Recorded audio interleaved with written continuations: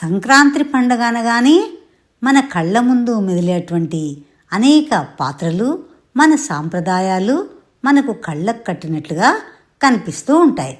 అలాంటి వాటిలో చిన్నపిల్లలకి భోగిపళ్ళు పోయడం, ఉదయమే భోగి మంటలు వేసుకోవడం, హరిదాసు యొక్క సంకీర్తనలు, తర్వాత గంగిరెద్దుల యొక్క నాట్య విన్యాసాలు, కొత్త అల్లుళ్ళ యొక్క అల్లరులు, ఇవన్నీ మనకు గుర్తుకు వస్తూ ఉంటాయి.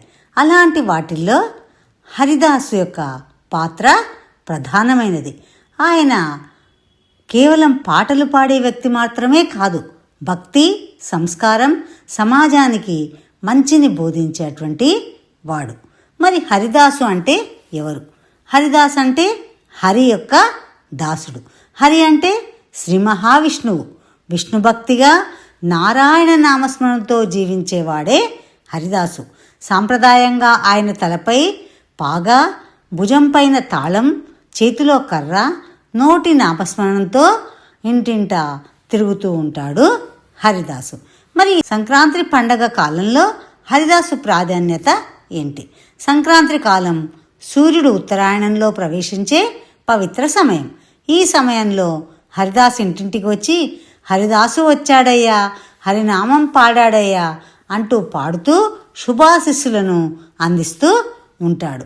అంతేకాకుండా హరిదాసు పాడే పాటలు సాధారణంగా భగవంతుని మహిమను, సత్యం, ధర్మం, పెద్దలను గౌరవించే విధానం, దాన ధర్మాల విలువ, కుటుంబ ఐక్యత, అటువంటి అంశాలన్నీ కూడా సులభమైన భాషలో ప్రజలకు అందించే విధంగా ఉంటాయి హరిదాసు సంకీర్తనలు.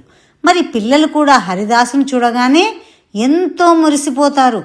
ఆయనతో కలిసి పాటలు పాడడం, తాళం వేయడం వారికి ఆనందమే కాకుండా సంస్కారాన్ని కూడా నేర్పిస్తుంది. అలాగే ఇంటిలోని పెద్దవారు కూడా పిల్లల చేత బియ్యాన్ని, నాణ్యాలను, పండ్లను హరిదాసుకు ఇవ్వడం కూడా ఒక సాంప్రదాయం.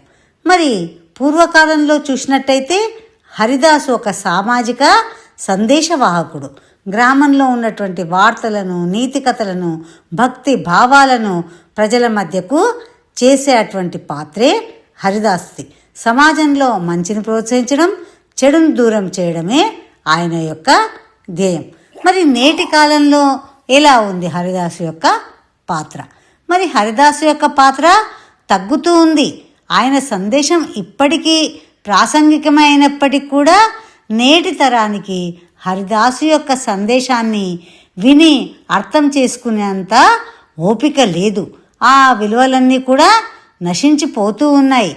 కానీ మన సాంప్రదాయాలు, మన సంస్కృతి ఇంకా అలా మరిచిపోతున్నటువంటి విలువలను గుర్తు చేయడంలో హరిదాసు పాత్ర గణనీయమైనటువంటిది. పిల్లలు కూడా హరిదాసు ఇచ్చే సందేశాన్ని అర్థం చేసుకొని తమ జీవితాలను మలుచుకుంటారని ఆశిద్దాం. హరిదాసు అనేది ఒక వ్యక్తి కాదు, ఒక సాంప్రదాయం, ఒక సందేశం. ఆయన యొక్క పాటలు మన ఇళ్లల్లో భక్తి వెలుగులను నింపడంతో పాటు సంతోషాన్ని కూడా కలిగిస్తాయి. కాబట్టి ఈ పాత్రను సంరక్షించుకోవడం మన సంస్కృతిపై మనకు ఉన్నటువంటి బాధ్యతగా భావించాలి.